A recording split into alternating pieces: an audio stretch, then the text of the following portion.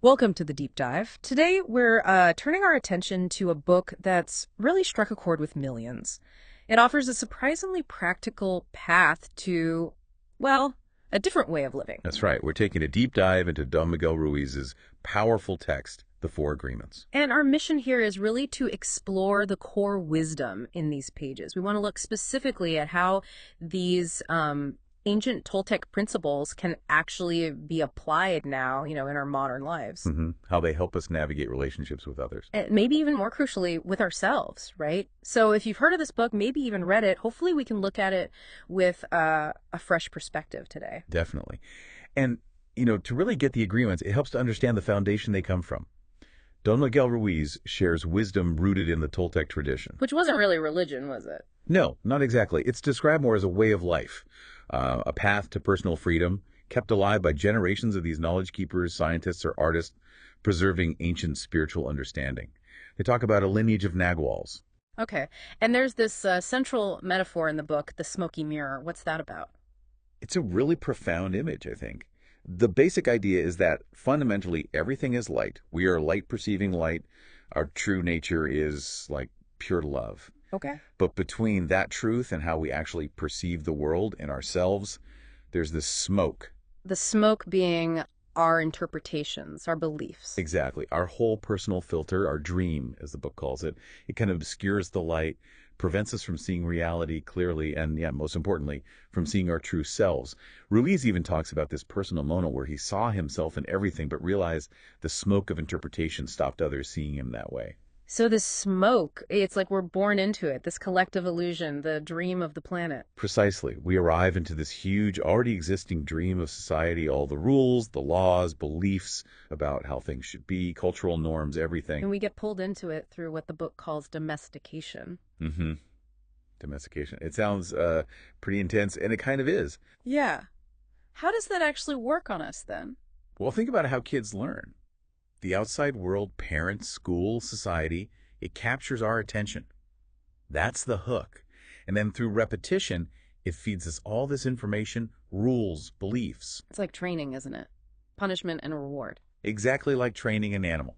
You get praise, attention, the reward. When you follow the rules, you get criticized, punished, lose the reward when you don't. So kids quickly learn to just please others. To get that approval, avoid the rejection. Yeah, and that means we start pretending. We start acting in ways, saying things, even adopting beliefs that aren't really ours, just to fit in, to be seen as good. We sort of surrender our own nature. We do. We lose touch with our natural tendencies. We might resist at first, try to defend our freedom, but the pressure is immense. And the real twist is, this domestication, it doesn't stay external.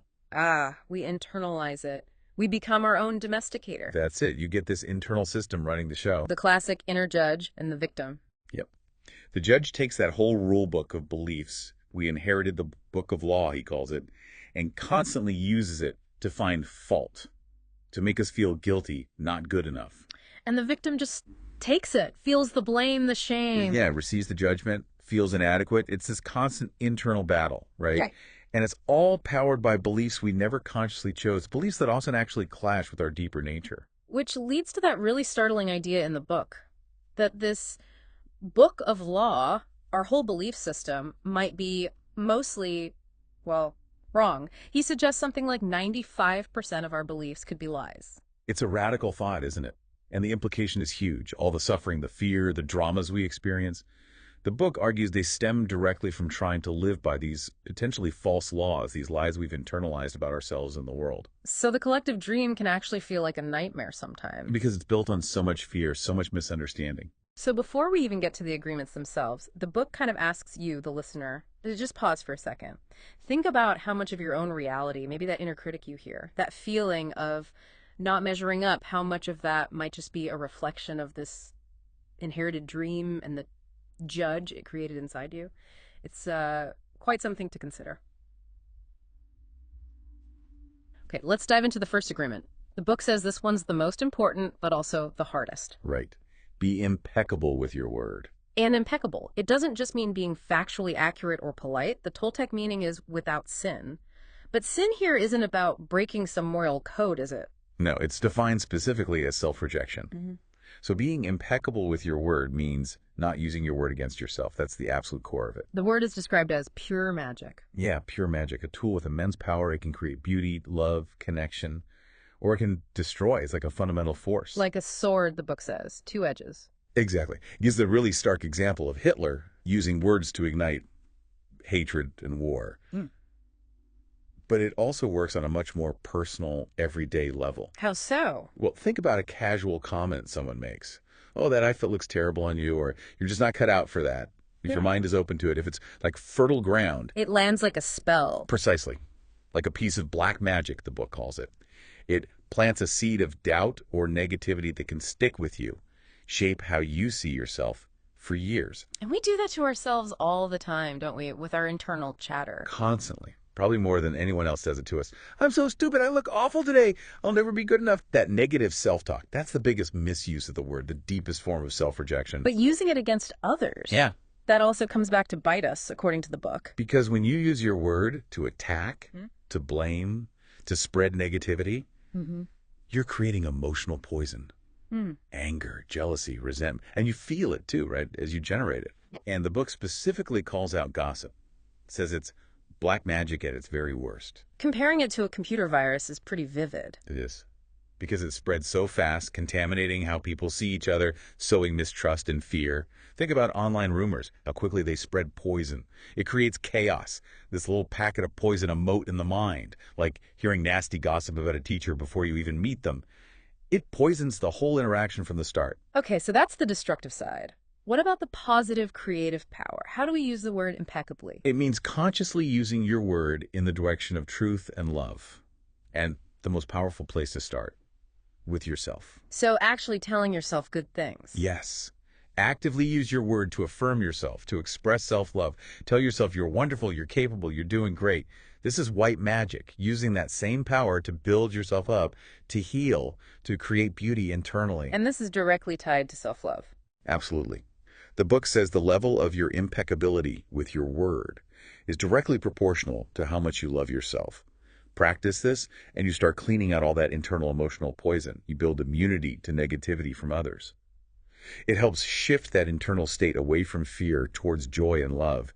It's incredibly freeing, actually. Okay, that flows really well into the second agreement. Don't take anything personally. This one sounds simple, but living it, it's revolutionary. The core idea is just this. Whatever anyone else says or does, it's about them. It's a reflection of their reality, their dream, their agreements, not yours. So if someone calls you stupid, It's about their beliefs, their own stuff, maybe their own insecurity or pain. It's not actually about your intelligence or worth. okay, but the book calls taking things personally the maximum expression of selfishness. That sounds harsh. How is getting hurt selfish? It frames it as personal importance. It's this underlying assumption that everything is about me. Oh, they said that because of me. They did that to me. We make ourselves the center of everyone else's universe. And that makes us vulnerable. Extremely vulnerable to that emotional poison, the black magic we just talked about. If you take things personally, the book says you're easy prey. You essentially open yourself up and swallow their emotional garbage. You make their issues your issues. Right, eating their emotional garbage. Still a great image. But if you can learn not to take it personally, you develop this immunity. Their words just bounce off. Pretty much. They don't hook you. You don't get offended. You don't feel that burning need to defend yourself or argue or create this whole big drama. Their words, their actions, they just pass by without landing like that negative spell. Because it's all coming from their internal world, their programming. Exactly. It's a projection of their dream. And guess what? This applies inwardly too. How so? Those critical thoughts you have about yourself. The book suggests you shouldn't even take those personally. They often come from that internalized judge, remember, from that potentially flawed book of law. They aren't necessarily the objective truth of who you are. Wow. Okay, but what about close relationships? Things feel personal there. Yeah, that's where it gets really tough, but also maybe most important. If someone close to you consistently treats you without love or respect, the book is surprisingly blunt. It's as if they walk away, consider it a gift. A gift. Yeah, because it saves you from continued suffering in a dynamic that isn't healthy or loving. Not taking their behavior personally allows you to see the situation more clearly and make choices based on your well-being instead of getting tangled up in their issues or needing their approval. So it helps you trust yourself more. Exactly. Trust your own judgment about the situation, about what's right for you, rather than being swayed or hurt by their words and actions if they don't align with genuine care. The amount of freedom that comes from mastering this seems huge. It really is. Imagine less anger, less jealousy, less envy, less sadness. Just because you're not constantly reacting to what other people do or say as if it's all about you, it's key to navigating the world while staying centered in yourself. Okay, agreement number 3, don't make assumptions. Another big one. We do this constantly, don't we?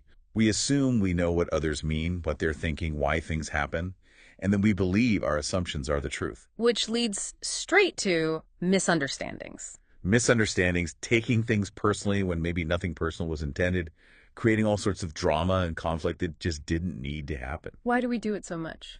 Is it fear again? Often, yes. The book suggests it's rooted in a fear of asking for clarification. We're afraid to ask questions, maybe afraid to look stupid, or afraid of what the answer might be. We have this need to feel like we understand, like we're safe because we know, so our minds just jump in and fill the gaps with assumptions. We basically dream things up, as the book puts it. I can see how this causes massive problems in relationships, romantic ones especially. Absolutely. Making assumptions in relationships is just, as the book says, asking for problems. We assume our partner knows what we want without us actually saying it clearly. You should have known. Sound familiar? Or we assume they see commitment or marriage or the future the exact same way we do without having those explicit conversations. Or, a big one, we assume our love will magically change someone. Which the book says just doesn't happen. Right. People change if and when they decide to change because they want to. Not because we assume our love is some kind of superpower that can fix them. So the antidote is simple, but maybe not easy. It requires courage. The courage to ask questions. Keep asking until you are genuinely clear. And the courage to find your voice, to state clearly what you want, what you need, how you feel. No more hinting or expecting mind reading. Exactly. Clear, clean communication. It just dismantles assumptions before they take root and cause damage. And this applies to ourselves too, by the way. We make assumptions about our own abilities or limitations. Without really questioning them, honestly. Right. We haven't asked ourselves the tough questions. So clear communication avoids so much unnecessary poison and conflict. It really does. Not making assumptions actually makes your word more impeccable, both with yourself and others. It transforms relationships. But it's a habit, a deep one. It takes conscious effort, action, and lots of repetition to break it. Okay, that leads us to the 4th agreement. This is the one that kind of ties them all together, makes them actionable, right? Always do your best. Yes, exactly. This agreement is the action. It's about putting the first 3 into practice consistently.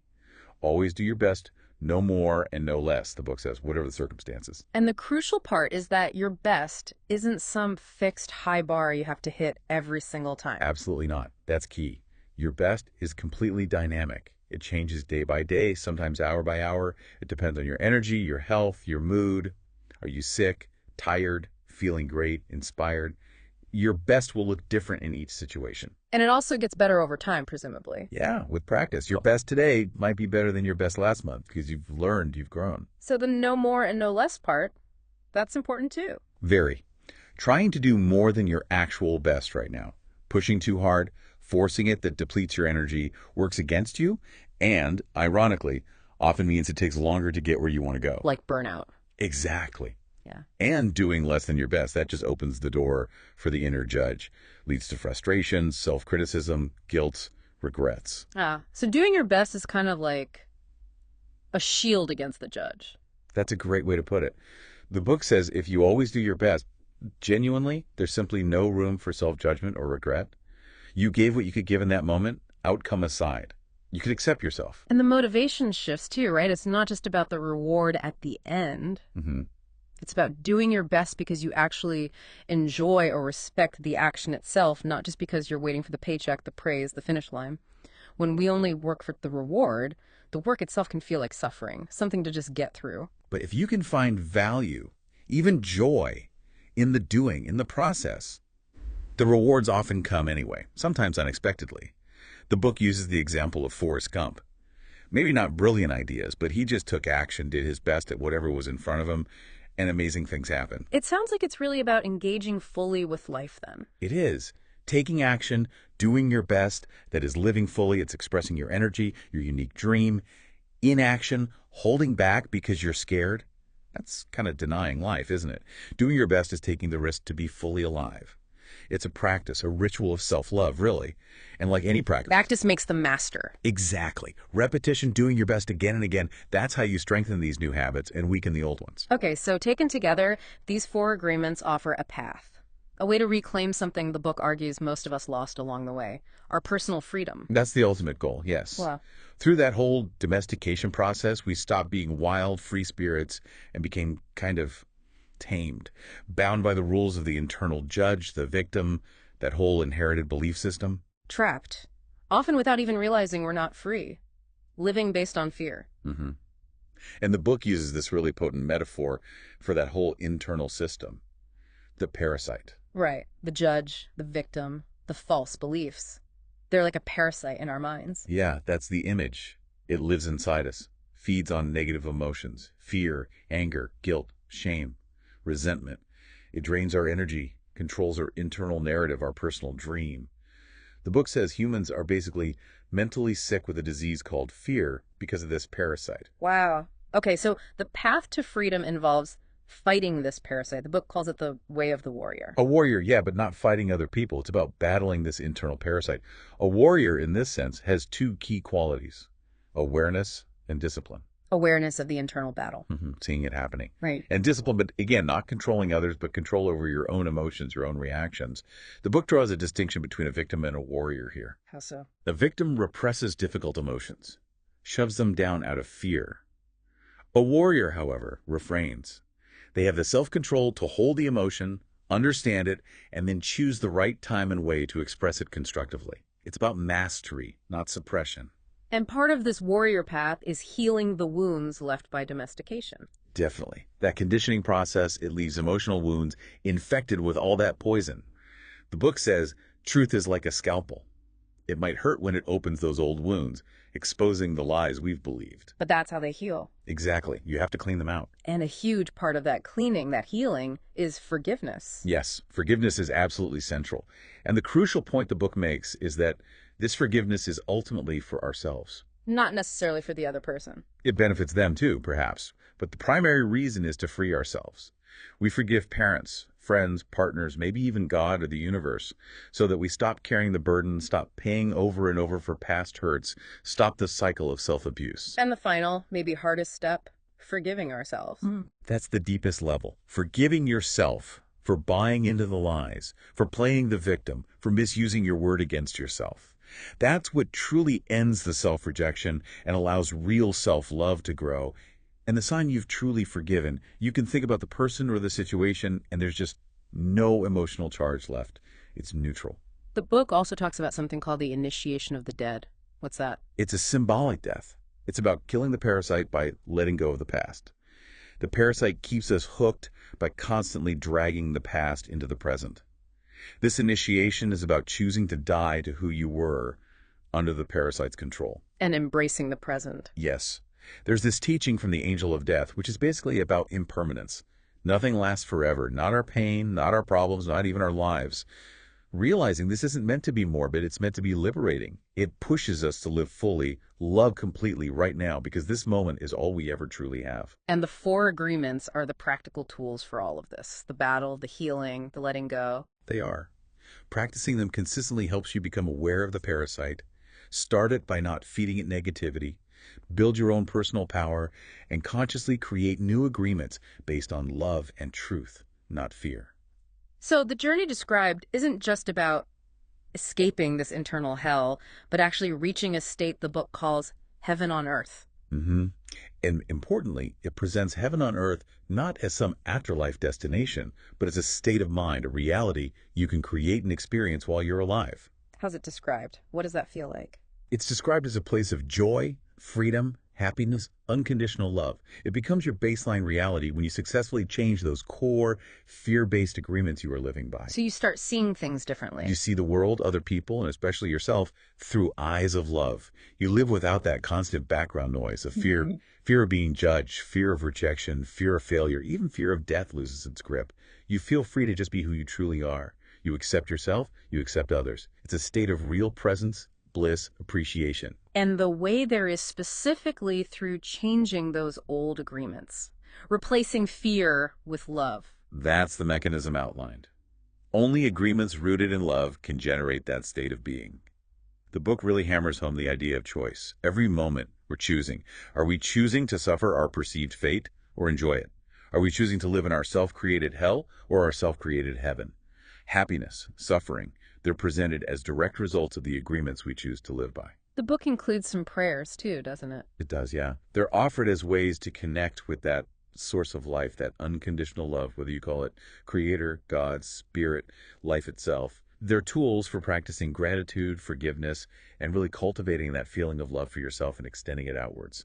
There's a nice metaphor of a teacher sharing a flame of love, passing it on, showing how this transformation is something we can achieve and share. So, when you boil it down, the four agreements offer this really clear, maybe challenging, but ultimately empowering path. It's about reclaiming your personal power, healing those old wounds, and fundamentally shifting your entire experience of life, moving away from fear and illusion towards freedom, joy, and love. It's a potent framework, definitely.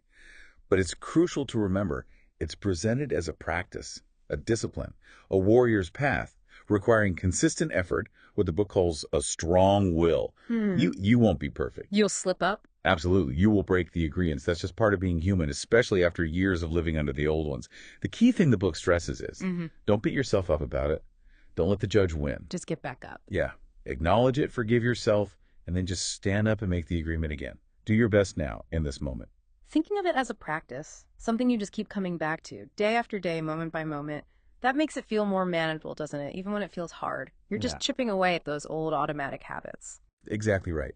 And the real change doesn't come from just understanding the ideas intellectually, but from doing it, from actively practicing these new agreements until, slowly but surely, they become your new default setting. It's using that same power of agreement and repetition that installed the old fear-based dream, but using it consciously this time to create freedom. It really makes you think, considering the power of that internal judge, all those layers of beliefs installed by the dream of the planet, if, like the book suggests, so much of what we believe about ourselves, about the world, could actually be based on lies we never even consciously chose.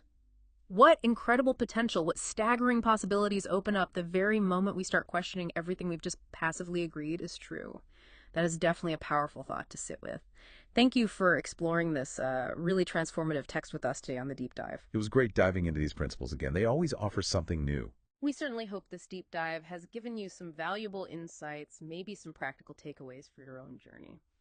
Join us next time for another deep dive into a stack of sources.